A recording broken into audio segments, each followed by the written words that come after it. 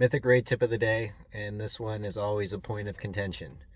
What do we do with loot? Nothing destroys a raid team faster than loot drama.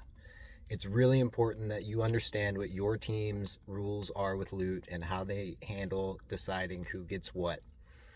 Most Mythic teams are going to have a set of rules or guidelines that they follow when it comes to giving out loot, but it is a very flexible thing because you don't just have raid loot. You have people that are getting things from Mythic Plus, you have got people that are getting things from their vault. So what things people need out of the raid will differ from week to week.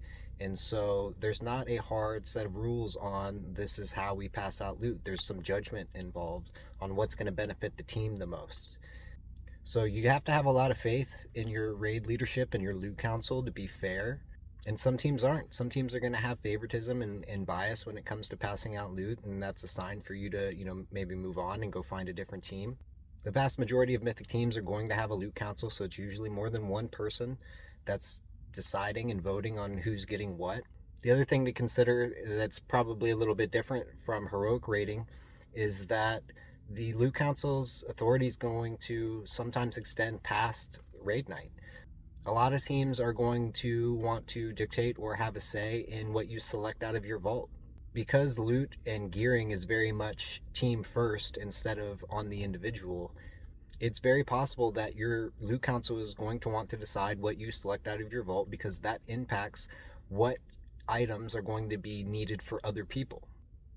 Most times the items that are most up for grabs are going to be tier pieces and trinkets. And so if you've got those in your vault, they're way more valuable than another piece of gear that may be a larger upgrade for you personally, but you taking the higher demand item, even though it's a smaller upgrade for you, benefits the team because it allows the loot council to get everybody what they need faster.